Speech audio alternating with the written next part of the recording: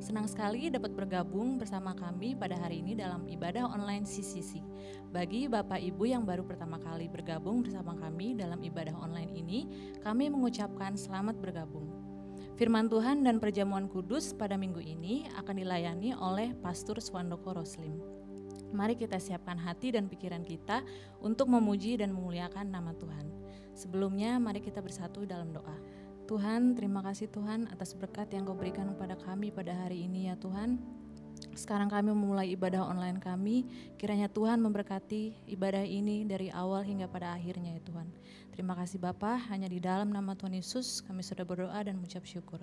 Haleluya, amin. Haleluya, haleluya, namanya Tuhanku.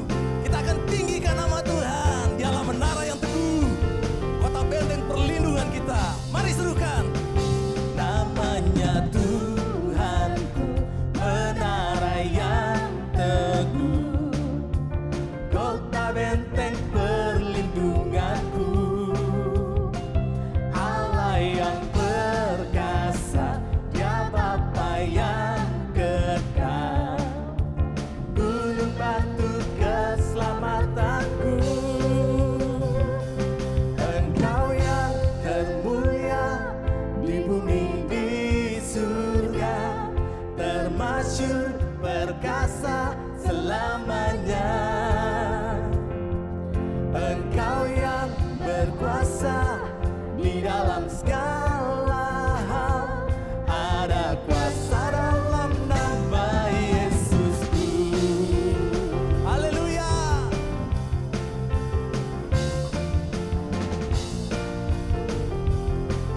Serukan namanya Tuhanku, namanya Tuhanku, menara yang teguh, kota benteng perlindunganku,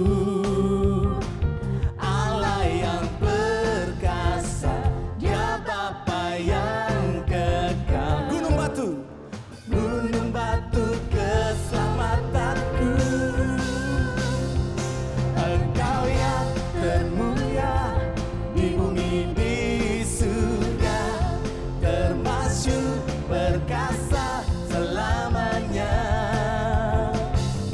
Engkau yang berkuasa di dalam segala hal, ada kuasa dalam nama Yesusku. Nama di atas segala nama, nama yang telah membebaskanku. Terima kasih Tuhan. Segala kuasa tunduk pada nama itu, Yesus Tuhan segala Tuhan. Nama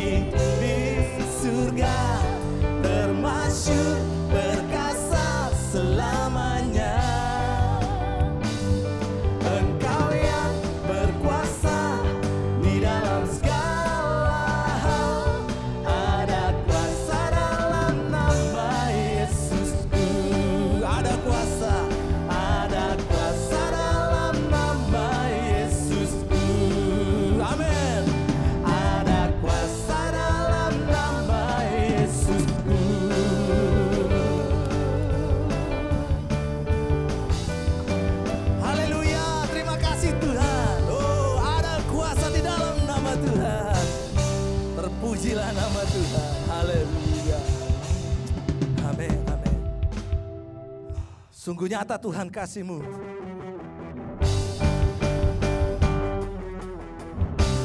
Sebab seindahnya pelangi, secerahnya mentari, Engkau yang terindah Tuhan.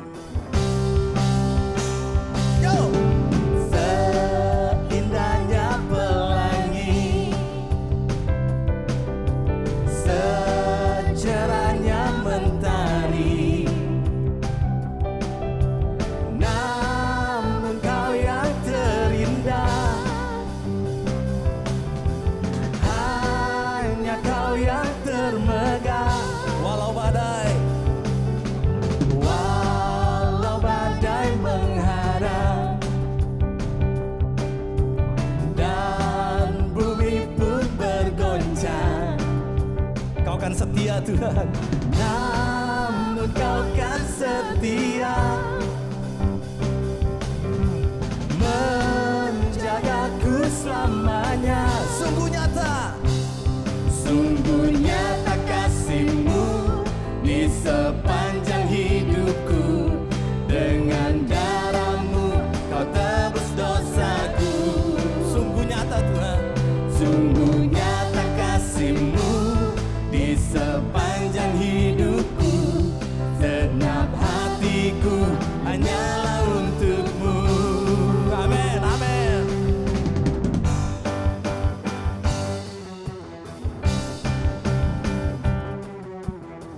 Oh, seindahnya pelangi, secerahnya mentari. Haleluya. Seindahnya pelangi, secerahnya mentari. Tetap Tuhan, Kaulah yang terindah, namun Kau yang terindah, hanya Kau yang termegah. Walau badai menghadang, walau badai menghadang dan bumi pun bergoncang,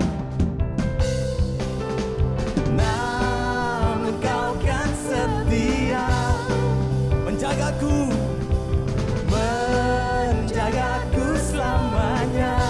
Serukan, sungguh nyata, sungguh nyata kasih-Mu di sepanjang hidupku.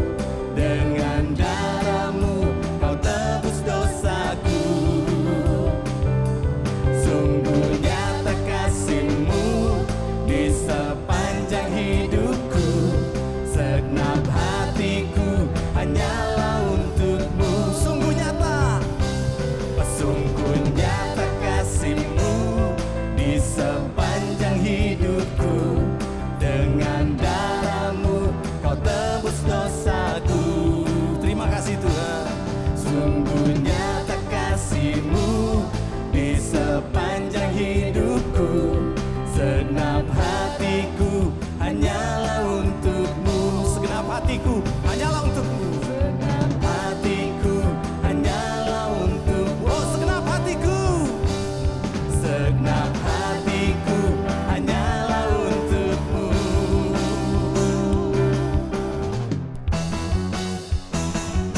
Haleluya, pujilah Tuhan. Amin, amin. Terima kasih Tuhan. Haleluya, haleluya. Terpujilah nama-Mu. Haleluya Tuhan. Ketika kami masuk di dalam hadirat Tuhan, ketika kami membawa persembahan ke tempat kudus-Mu Tuhan, ku kan naikkan pujian, penyembahan hanya bagi Tuhan, bagi Allah yang mulia.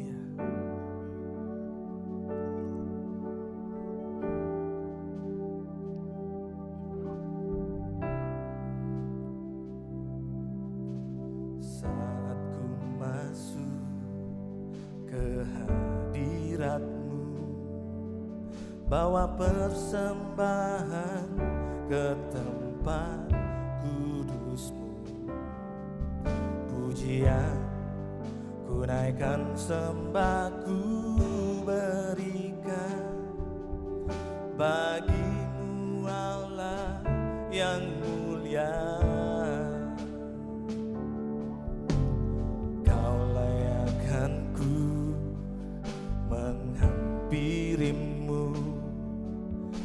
melihat tata kemuliaan-Mu Tuhan.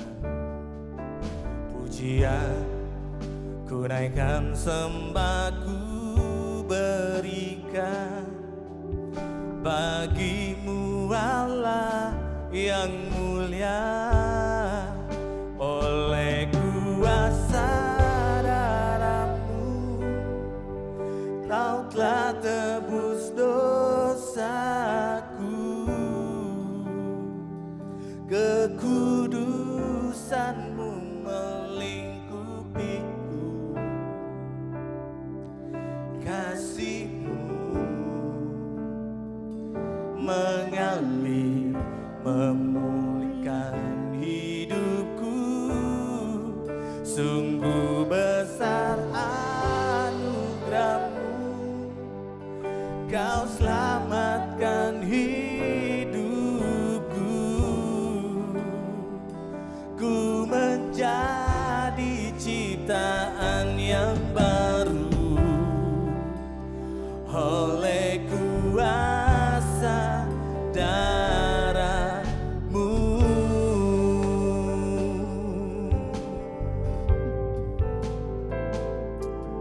Haleluya. Saat ku masuk ke hadirat-Mu, saat ku masuk ke hadirat-Mu, bawa persembahan ke tempat kudus-Mu. Pujian ku naikkan, sembah ku berikan bagi-Mu Allah yang mulia.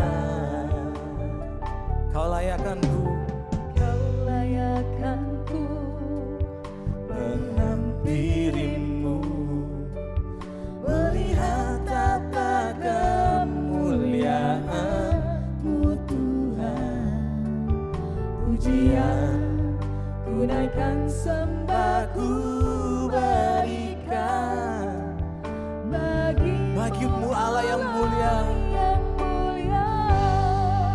Oleh kuasa darah-Mu Kau telah tebus dosaku. Kekudusan-Mu melingkupiku, kasih-Mu mengalir memulihkan hidupku. Sungguh besar anugerah-Mu, Kau selamatkan hidupku. Ku menjadi ciptaan yang baru Tuhan. Haleluya. Oleh kuasa darah-Mu, oleh kuasa darah-Mu Tuhan. Oleh kuasa darah-Mu Kau telah tebus dosaku. Kekudusan-Mu melingkupiku, kasih-Mu mengalir memulihkan hidupku. Sungguh besar anugerah-Mu, Kau selamatkan hidupku. Ku menjadi ciptaan yang baru oleh kuasa darah-Mu. Ku menjadi ciptaan yang baru. Ku menjadi ciptaan. Terima kasih Tuhan. Oleh kuasa dan kami dijadikan manusia baru. Haleluya. Terima kasih Tuhan. Oh haleluya. Oleh kuasa darah-Mu.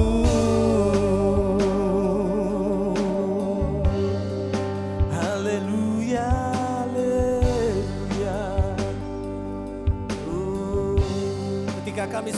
altar Tuhan. Kami akan membawa hidup kami. Haleluya. Haleluya. Sujud di altarnya. Ku bawa hidupku. Ku terima anugerahnya. Dia ampuniku dan bebaskanku. Dia ubah hidupku, baharui hatiku. Sesuatu terjadi saat datang di altarnya. Sujud di altar Tuhan. Sujud di altarnya. Ku bawa hidupku. Ku terima anugerahnya. Dia ampuniku dan bebaskanku. Haleluya, haleluya. Dia ubah hidupku. Hidupku baharui hatiku. Sesuatu terjadi, mujizat terjadi. Mujizat terjadi. Sesuatu terjadi. Haleluya Tuhan. Saat datang di altar Tuhan.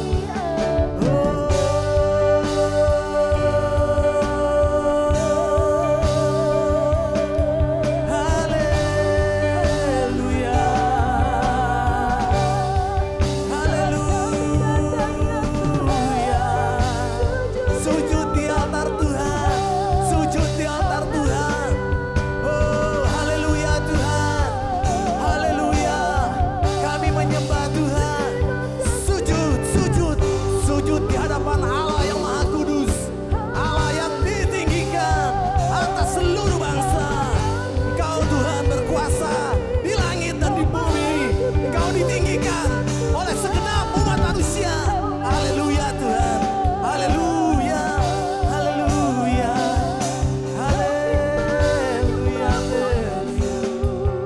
Haleluya. Haleluya.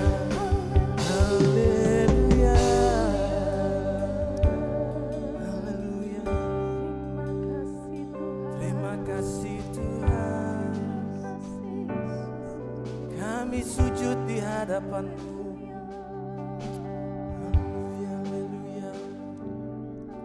Tuhan, terima kasih Tuhan.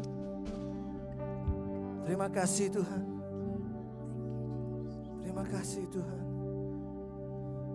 Ketika kami duduk di hadapan Tuhan, berdiam diri di hadapan Tuhan. Ketika kami Tuhan berlutut dan mencucurkan air mata kami di hadapan Tuhan. Dengan kuasa Tuhan kami percaya Tuhan. Engkau melihat doa-doa kami Tuhan. Ketika kami sujud di hadapan Tuhan, sesuatu yang besar akan terjadi di hadapan-Mu Tuhan. Dan kami akan melihat kemuliaan Tuhan dinyatakan. Dan saat ini Tuhan, kami mau duduk diam mendengarkan firman-Mu. Berbicaralah ya Roh Kudus di dalam hati kami. Thank you Father.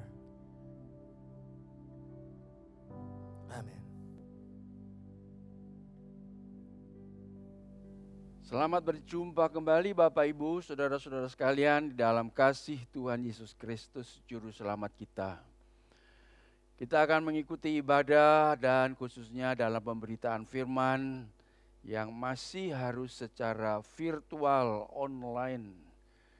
Dan kami harapkan supaya hati kita semua sudah siap untuk diberkati oleh Tuhan dengan firman-Nya yang mengambil tema dari keluarga-keluarga yang ada di dalam Alkitab. Untuk yang pertama ini, kita mengambil keluarga yang pertama yang diciptakan oleh Tuhan di Taman Eden, Taman Firdaus. Dan kita hendak berbicara mengenai akuntabilitas atau rasa tanggung jawab. Akuntabilitas ini dari dunia sekuler, dari dunia akuntansi yang kita sudah di-Indonesiakan, dan kita pakailah istilah ini untuk memperjelas firman Tuhan mengenai rasa tanggung jawab yang harus ada dalam diri kita kepada Tuhan. Tanggung jawab atau akuntabilitas artinya melakukan sesuatu sesuai dengan aturan, tidak sekehendak hati. Jadi ketika pada akhirnya dibuat perhitungan, hasil kerja dan proses kerja sudah berjalan sesuai dengan aturan, akuntabel, lulus, tidak dipermasalahkan. Tetapi ada contoh-contoh dari orang-orang yang kurang mengungkapkan, kurang menjalankan tanggung jawabnya, kurang akuntabilitasnya. Misalnya saja kalau seandainya ada seorang kasir, dia pada hari akan tutup toko, dia menghitung uang cash yang masuk dan dicocokkan dengan catatan-catatannya. Ternyata ada selisih, walaupun tidak besar. Mungkin 50.000, mungkin 100.000 pada hari itu bedanya. Entah selisihnya, cashnya lebih kecil dari catatannya atau sebaliknya. Lalu kalau seandainya sebagai kasir dia berkata, cuma 100.000 aja, biar aja lah. Nanti toh kami hitung belakangan deh, pada akhir bulan saja. Nah, ini adalah contoh dari seorang kasir yang kurang mempunyai rasa akuntabel, rasa tanggung jawab. Sebetulnya dalam kehidupan di dunia ini kita melihat kita harus mempunyai rasa tanggung jawab dalam banyak hal. Seorang murid harus mempunyai rasa tanggung jawab untuk belajar sebaik-baiknya. Seorang guru mempunyai tanggung jawab untuk mengajar sebaik-baiknya. Akuntabilitas sebagai suatu disiplin hidup harus dibangun sejak usia dini. Dan dengan akuntabilitas itu kita merasa bertanggung jawab atas hidup kita, atas pekerjaan kita. Keluarga adalah tempat paling baik untuk membangun disiplin akuntabilitas. Harus mulai dari usia sedini mungkin. Dan orang dewasa pun harus menunjukkan contoh bahwa dia mempunyai rasa tanggung jawab. Kita akan ambil dari firman Tuhan sebagai contoh mengenai pertanggungan jawab akuntabilitas. Diambilkan dari kitab Kejadian, pasal 1 sampai dengan pasal 3, yaitu kehidupan manusia di Taman Eden. Kehidupan manusia di Taman Eden. Kita mengetahui bahwa Allah menciptakan alam semesta ini. Dia menciptakan manusia, kemudian ditempatkan di Taman Eden, dan memberikan kepada manusia tanggung jawab untuk mengelola ciptaannya. Ini berkaitan dengan pekerjaan, tetapi juga Allah memberikan kepada manusia tanggung jawab untuk taat kepada perintahnya. Saya ingin kita melihat dua jenis akuntabilitas ini. Dari mana sumbernya akuntabilitas itu? Mengapa manusia harus mempertanggungjawabkan apa yang dia kerjakan dalam hidupnya, mempertanggungjawabkan hidupnya? Bapak, Ibu, saudara-saudara sekalian, dalam kitab Kejadian kita membaca bahwa Allah menciptakan segala sesuatu termasuk manusia. Jadi hubungan Allah dengan manusia adalah di antara pencipta dan ciptaannya. Lalu pencipta, Allah sebagai pencipta ini memberikan tanggung jawab kepada manusia yang harus ditunaikan, harus dipenuhi. Dengan demikian manusia harus mempertanggungjawabkan apa yang diminta oleh pencipta sebagai akuntabilitasnya. Bapak, Ibu, saudara-saudara sekalian, manusia mencoba menghindar dari rasa tanggung jawab ini. Antara lain misalnya manusia mengatakan bahwa Allah itu tidak ada. Orang-orang yang ateis yang mengatakan bahwa Allah tidak ada. Sebenarnya pada dasarnya mereka mau melarikan diri dari tuntutan rasa tanggung jawab kepada Allah pencipta. Karena itu mereka katakan Allah tidak ada. Lalu sebagai gantinya manusia menciptakan apa yang disebut dengan teori evolusi. Dalam teori evolusi Allah tidak diakui sebagai pencipta. Manusia jadi dengan sendirinya. Alam semesta ini terjadi dengan sendirinya. Enggak perlu tanggung jawab kepada siapapun juga. Kalau ini diterapkan dalam kehidupan manusia, maka dunia akan menjadi kacau sekali. Kalau manusia tidak punya rasa tanggung jawab, seorang murid tidak perlu merasa tanggung jawab untuk belajar sebaik-baiknya. Seorang karyawan, pegawai tidak perlu merasa tanggung jawab untuk mengerjakan tugas pekerjaan sebaik-baiknya. Asal saja dunia akan jadi kacau. Paling jelas kalau kita lihat orang tidak punya rasa tanggung jawab untuk menjaga keselamatan dirinya dan keselamatan orang lain di dalam berlalu lintas di jalan raya. Kacau, kecelakaan akan sering terjadi, kemacetan pasti akan terjadi. Jadi saudara-saudara, manusia harus bertanggung jawab. Tidak bisa luput dari pertanggungan jawab itu. Dan supaya manusia akan sadar bahwa dirinya harus bertanggung jawab, maka kita mengingat adanya satu hukum yang disebut dengan hukum tabur dan tuai. Apa yang kita tabur, itu akan kita tuai. Kalau kita menabur kebaikan, kita akan menuai kebaikan. Kalau kita menabur kejahatan, kita juga akan menuai kejahatan. Dua jenis akuntabilitas yang tadi saya sebut ada di dalam kitab Kejadian pasal 1 sampai dengan 3. Yaitu akuntabilitas terhadap kehidupan, ketaatan kepada perintah Tuhan, dan yang kedua akuntabilitas kepada apa yang dikerjakan oleh manusia. Tadi saya sudah sebutkan, dan mari kita akan baca ayatnya dari Kejadian pasal yang kedua ayat 15 sampai dengan 17.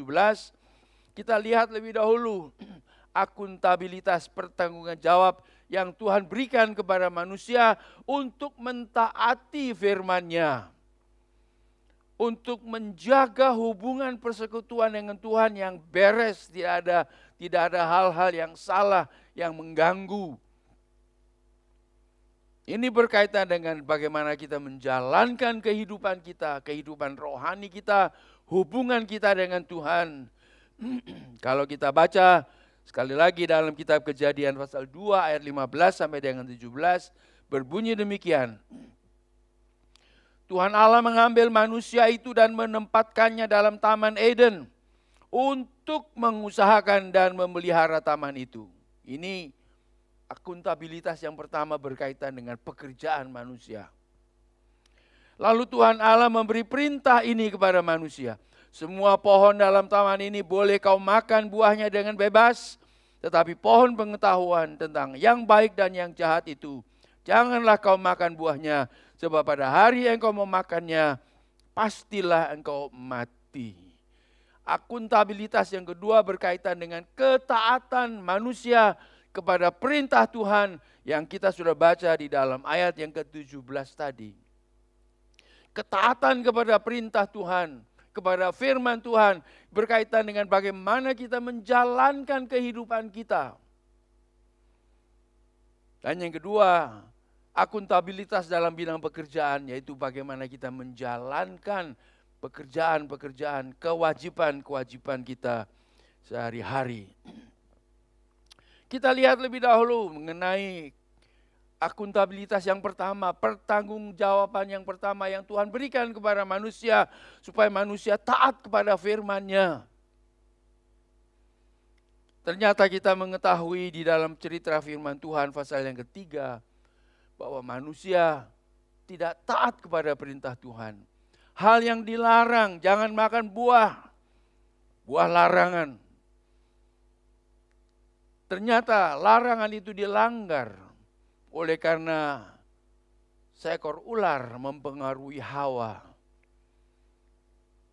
Dan Hawa kemudian mengikuti bujukan ular yang mengatakan, kamu akan jadi seperti Allah. Tahu yang baik dan tahu yang jahat. Ini godaan ini setengah benar. Tetapi justru itulah yang menjerumuskan kalimat pertama, kamu akan jadi seperti Allah. Tahu yang baik dan yang benar itu memang kemudian akan menjadi akibatnya. Tetapi kamu menjadi seperti Allah itu menjadi suatu dorongan, menjadi suatu iming-iming yang diberikan oleh ular, si setan itu kepada Hawa. Dan akhirnya Hawa jatuh dalam dosa. Hawa mengambil buah itu dan dia berikan juga kepada Adam dan mereka makan buah yang dilarang oleh Tuhan. Mereka melanggar perintah Tuhan. Intinya di situ. Mereka melanggar firman Tuhan, melanggar perintah Tuhan. Mereka tidak bertanggung jawab terhadap firman Tuhan di mana mereka harus mentaatinya. Kita bisa menerka-nerka apa sebabnya manusia yang sudah hidup enak di Taman Firdaus, semua sudah disediakan. Hanya diminta untuk taat kepada perintah Tuhan itu, ternyata tidak taat. Mengapa? Ya kita mereka-reka, kita katakan oleh karena di dalam hati manusia ada rasa kesombongan untuk mau menjadi seperti Allah. Dan keinginan untuk menjadi seperti Allah itulah yang dijadikan bait, umpan, jadikan umpan dan dimakan oleh Hawa dan Adam. Ingin menjadi seperti Allah. Independen dari Allah. Tidak perlu bertanggung jawab kepada Allah. Semua bisa sendiri. Saudara-saudara, kita ketahui bahwa ini semua dalam realitanya tidak benar. Manusia tidak mungkin bisa menjadi seperti Allah. Yang jelas bahwa dengan mengambil buah itu manusia melanggar perintah Allah. Dan manusia jatuh ke dalam dosa. Dan dosa ini bukan hanya dialami oleh Adam dan Hawa saja, tetapi oleh keturunannya, semua umat manusia. Perhatikanlah bagaimana manusia menanti mempertanggungjawabkan kesalahannya. Lucu sekali, bahkan aneh. Kita lihat lebih dulu akuntabilitas yang terkait dengan pekerjaan yang kita sudah baca tadi dalam ayat 15. Supaya manusia mengusahakan dan memelihara taman itu. Lalu kalau kita lihat setelah manusia jatuh ke dalam dosa.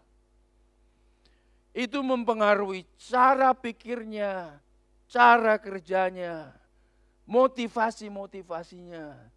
Dan semua itu jadi rusak oleh karena dosa. Saudara-saudara, kalau kita lihat manusia sudah gagal dalam keduanya.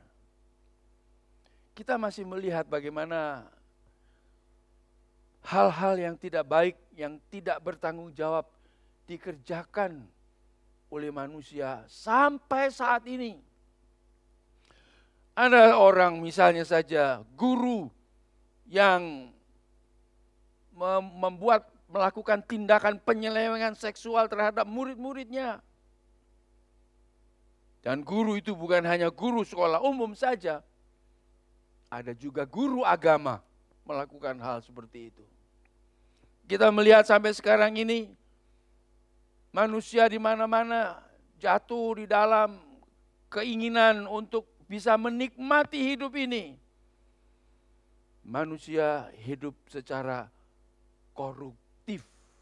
Yang saya tidak bisa memahami yaitu ketika mereka-mereka yang korupsi ini tertangkap, sebetulnya dengan jabatan tinggi yang mereka punya, mereka sudah harusnya puas dengan semua, mereka sudah harus bisa menikmati kehidupan ini. Tetapi kenapa sudah kaya masih korupsi? Dan kita kaget sekali mendengar bahwa yang dikorupsi itu termasuk bantuan-bantuan sosial yang harusnya disalurkan kepada rakyat yang membutuhkannya. Ini menunjukkan betapa parahnya akibat dari dosa itu yang meracuni pikiran manusia, hati manusia, dan tindakan-tindakan manusia. Dalam hal seperti ini Tuhan minta pertanggungan jawab kepada manusia. Lalu ketika Allah bertanya kepada Adam, apa engkau sudah makan buah itu? Dia katakan, perempuan ini yang memberikan kepada saya. Dan secara tersembunyi, sebetulnya Adam menyalahkan Tuhan. Tuhan, engkau memberikan perempuan ini kepada saya dan dia yang membuat saya berdosa. Ini akuntabilitas model Adam. Ngeles, saudara-saudara. Dan kemudian ketika Hawa ditanya, Hawa kenapa kamu makan buah itu? Ular yang menipu saya. Saling ngeles, saudara-saudara. Itu sampai sekarang. Akuntabilitas yang tidak lulus. Karena manusia lebih suka ngeles. Walaupun Adam dan Hawa sudah terkena OTT waktu itu. Karena mereka kedapatan bertelanjang dan merasa malu di hadapan Tuhan.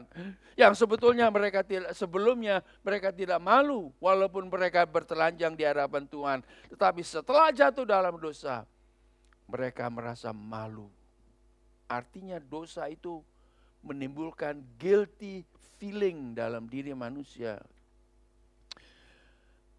Lalu pertanggungan jawab manusia bukan hanya kepada Adam dan Hawa saja, tetapi kepada semua umat manusia. Harus mempertanggungjawabkan bagaimana dia menjalankan hidupnya dalam hubungannya dengan Allah. Dan bagaimana dia menjalankan tugas-tugasnya dalam hubungannya dengan sesama dengan pekerjaannya. Mari kita baca beberapa ayat dari firman Tuhan yang menunjukkan bahwa kita semua harus membuat pertanggungan jawab kepada Tuhan. Dalam kitab Pengkhotbah pasal yang ke-12 ayat 13-14. Akhir kata dari segala yang didengar ialah takutlah akan Allah. Berpeganglah pada perintah-perintahnya. Karena ini adalah kewajiban setiap orang. Pertanggungan jawab harus diberikan oleh setiap orang. Karena Allah akan membawa setiap perbuatan ke pengadilan yang berlaku atas segala sesuatu yang tersembunyi, entah itu baik, entah itu jahat. Satu ayat lagi yang terdapat di dalam kitab 2 Korintus pasal yang ke-5, ayat yang ke-10. Sebab kita semua harus menghadap takhta pengadilan Kristus, supaya setiap orang memperoleh apa yang patut diterimanya, sesuai dengan pertanggungan jawab akuntabilitas yang kita berikan, baik dalam hidup kita maupun di dalam pekerjaan-pekerjaan kita. Memperoleh apa yang patut diterimanya sesuai dengan apa yang dilakukannya dalam hidupnya ini, baik maupun jahat. Nah, kita mengetahui bahwa setelah manusia Adam dan Hawa jatuh di dalam dosa, maka Allah meminta pertanggungan jawab dari mereka dan mereka mengakui bahwa mereka sudah jatuh dalam dosa, maka Allah memberikan hukuman kepada mereka. Hukuman itu terdapat di dalam kitab Kejadian pasal yang ketiga, ayat yang ke-15 dan seterusnya. Aku akan mengadakan permusuhan antara engkau dan perempuan ini, antara keturunanmu dan keturunannya. Keturunannya akan meremukkan kepalamu dan engkau akan meremukkan tumitnya. Firman-Nya kepada perempuan itu. Susah payahmu waktu mengandung akan kubuat sangat banyak. Dengan kesakitan engkau akan melahirkan anakmu, namun engkau akan berahi kepada suamimu dan ia akan berkuasa atasmu. Ayat 17, lalu firman-Nya kepada manusia, kepada Adam, karena engkau mendengarkan perkataan istrimu dan memakan dari buah pohon yang telah kuperintahkan kepadamu, jangan makan daripadanya. Maka terkutuklah tanah karena engkau. Dengan bersusah payah engkau akan mencari rezekimu. Dan dari tanah seumur hidupmu, semak duri dan rumput duri yang akan dihasilkannya bagimu. Dan tumbuh-tumbuhan di padang akan menjadi makananmu. Dengan berpeluh engkau akan mencari makananmu, sampai engkau kembali lagi menjadi tanah. Karena dari situlah engkau diambil, sebab engkau debu, engkau akan kembali menjadi debu. Mengerikan sekali ucapan Allah yang merupakan hukuman kepada manusia yang jatuh dalam dosa, yang tidak bertanggung jawab dalam kehidupannya. Lalu apakah manusia bisa terlepas dari hukuman ini? Nah, kalau kita lihat sejarah kehidupan manusia yang ada di sekeliling kita, dengan segala macam kerusakan yang terjadi, nampaknya hukuman Allah ini masih berlaku sampai sekarang. Dan tadi di dalam kitab Pengkhotbah dan di dalam kitab 2 Korintus dikatakan bahwa kita harus mempertanggungjawabkan apa yang sudah kita lakukan dalam kehidupan ini, pekerjaan kita, bukan hanya sekarang ini tetapi kelak ketika kita menghadap Kristus, menghadap takhta pengadilan Kristus, kita harus mempertanggungjawabkan itu. Masalahnya saudara-saudara, kalau seorang sudah tertangkap tangan korupsi, tidak bisa menghindar lagi dari jalur hukum. Dia hanya harus bisa menerima saja, menyerah saja apa yang akan dijatuhkan oleh pengadilan, oleh hakim kepadanya. Tidak bisa menyelamatkan diri karena sudah jelas secara sah dan meyakinkan dia sudah melanggar hukum. Nah, manusia juga sama seperti itu di hadapan Allah. Manusia tidak bisa menyelamatkan dirinya sendiri. Manusia tidak bisa mencari jalan keluar. Yang menjadi contoh tadi bahwa manusia menganggap bahwa kita tidak perlu bertanggung jawab kepada Allah. Itu hanya salah satu cara ngeles saja, menghindar. Tetapi dalam hati kita semua, kita tahu bahwa kita harus mempertanggungjawabkan semua yang kita kerjakan dalam kehidupan ini. Jadi kalau manusia tidak bisa melepaskan diri, menemukan solusinya dari masalah dosa yang merusak kehidupannya, merusak cara pikirnya, merusak keinginan-keinginannya, merusak tujuan-tujuan hidupnya. Kalau ini semua sudah menjadi rusak oleh karena dosa, bagaimana cara keluarnya? Dan disinilah kita membaca tentang Allah yang begitu mengasihi manusia. Inilah kabar baik dari Allah. Dia kirimkan Tuhan Yesus Kristus ke dalam dunia ini untuk menjadi juru selamat kita.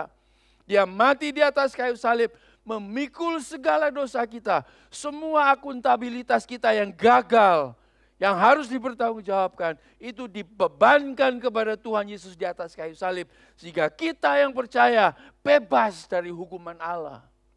Inilah kabar baik dari Injil, firman Tuhan yang diberitahukannya kepada kita.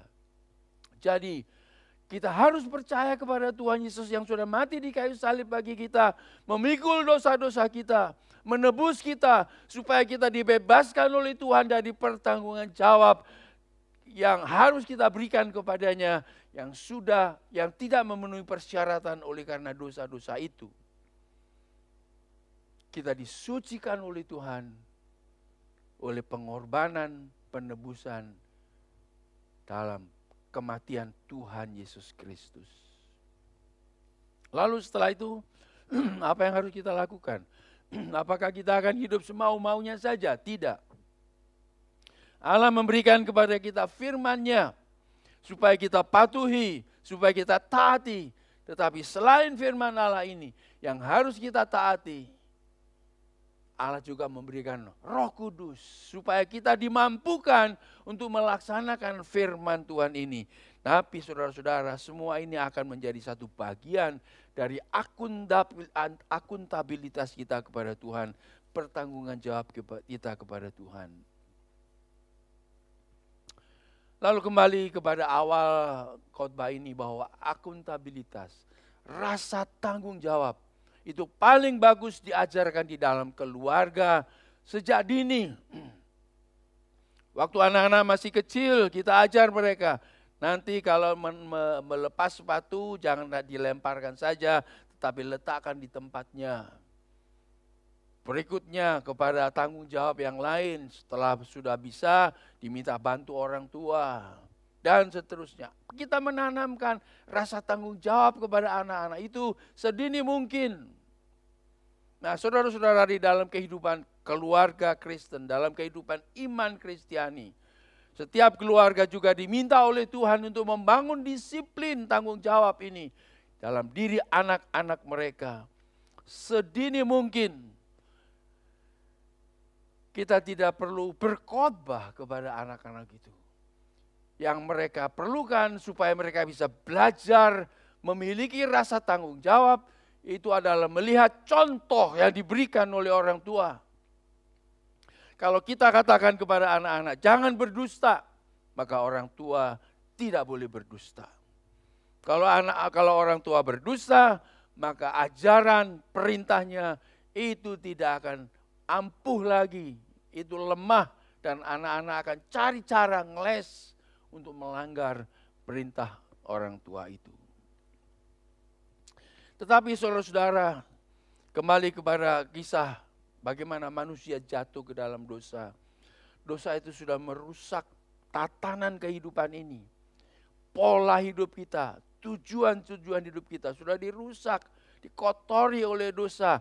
Itu menjadi sesuatu yang rusak di hadapan Tuhan dan kita tidak bisa mempertanggungjawabkannya. Kita hanya bisa meminta keampunan dari Tuhan supaya kita diampuni dari semua dosa kita. Dengan percaya kepada Tuhan Yesus Kristus sebagai juru selamat, maka kita mendapatkan keampunan. Firman Tuhan mengatakan bahwa sejauh timur dari barat, aku akan membuang dosa-dosamu. Kalau waktu kita masih hidup dalam dosa, itu merah Patma yang sulit untuk dihapus. Itu bisa diputihkan oleh Tuhan, oleh karena korban penebusan Tuhan Yesus Kristus. Tidak ada cara lain. Hanya ini satu-satunya cara kita bisa bertanggung jawab, mempertanggungjawabkan semua atas kehidupan kita, atas pekerjaan kita, yaitu dengan membawa seluruh hidup kita kepada Tuhan.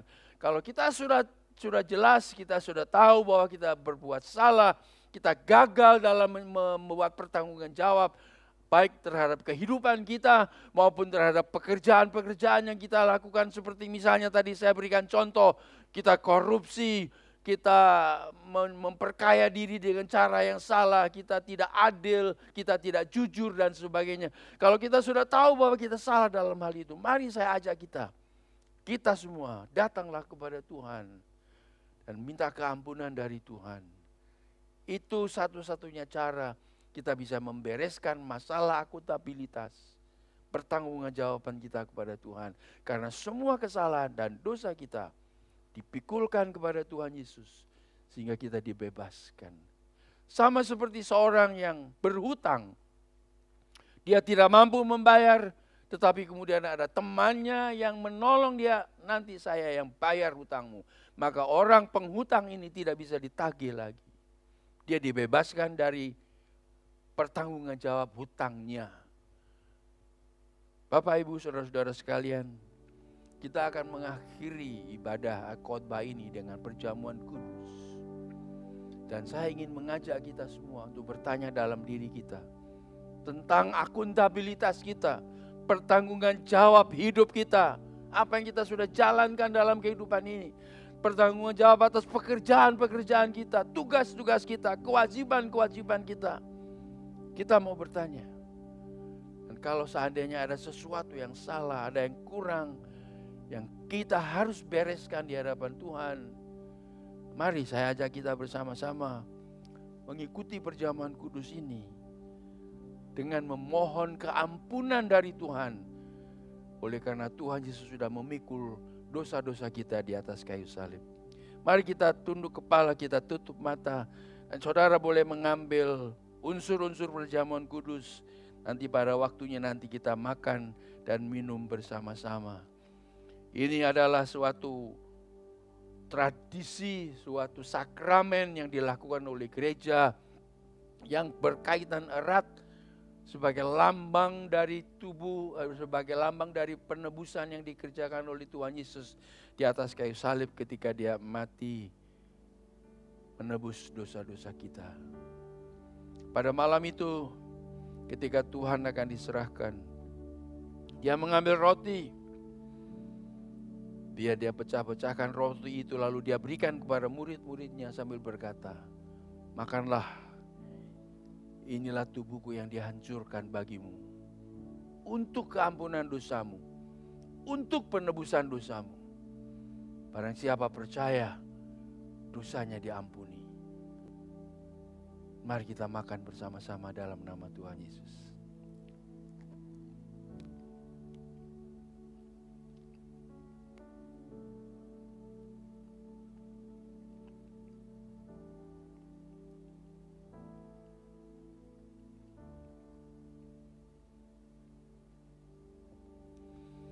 Setelah makan, Tuhan mengambil cawan minuman dan Dia berikan kepada murid-muridnya sambil berkata, minumlah kamu dari cawan itu.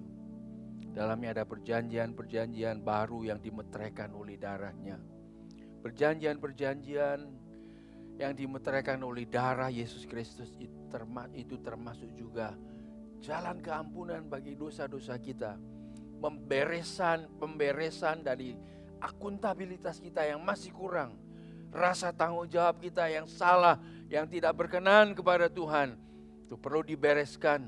Dan hanya darah Yesus Kristus yang mampu menyelesaikannya.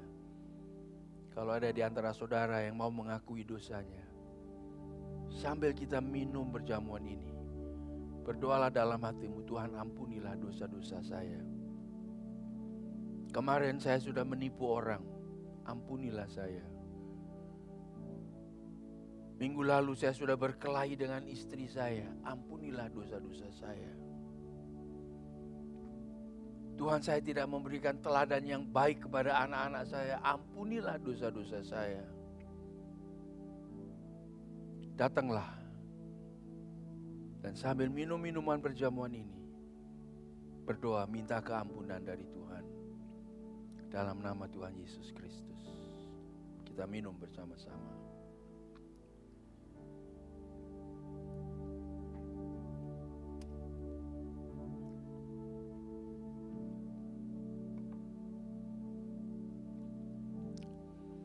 Haleluya.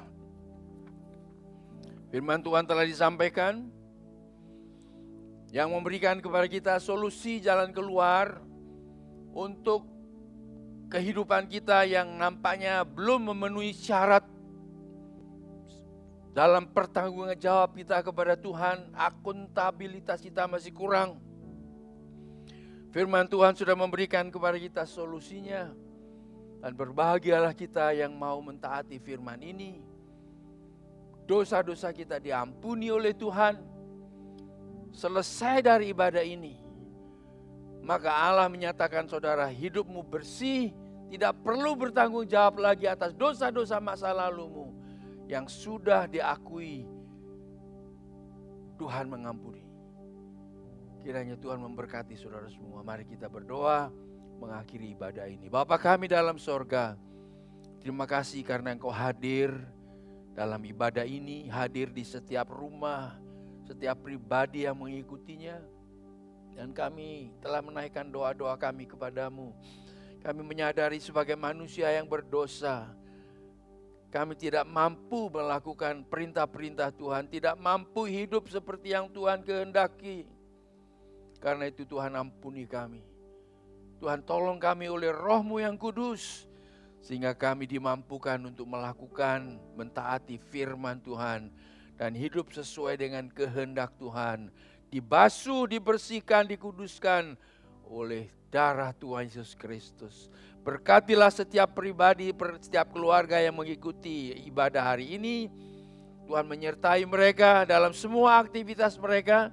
Engkau lindungi mereka dari segala hal yang kami tidak inginkan, dari musibah-musibah, dari pandemi yang masih belum selesai ini. Engkau lindungi kami semua, dan kami serahkan setiap pribadi dalam tangan-Mu. Sekarang terimalah berkat Tuhan, kasih karunia dari Allah Bapa, kasih dari Tuhan Yesus Kristus, persekutuan Roh Kudus menyertai engkau sekalian dari saat ini sampai Maranatha Tuhan Yesus Kristus datang kembali. Terpujilah nama Tuhan. Amin. Amin. Tuhan memberkati saudara. Sampai jumpa kembali. Puji Tuhan, saya percaya Anda diberkati oleh ibadah online pada hari ini. Jika Anda diberkati, jangan lupa untuk like, komen, share, dan subscribe YouTube channel CCC. Untuk mengembangkan pelayanan gereja CCC, Anda dapat memberikan persembahan dan perpuluhan ke nomor rekening yang tertera di bawah ini. Jika Anda membutuhkan dukungan doa, Anda dapat menghubungi nomor yang ada di bawah ini. Jangan lewatkan acara doa Jumat Power of Prayer pada pukul 7 malam. Demikian ibadah kami pada hari ini. Sampai jumpa minggu depan. Tuhan Yesus memberkati.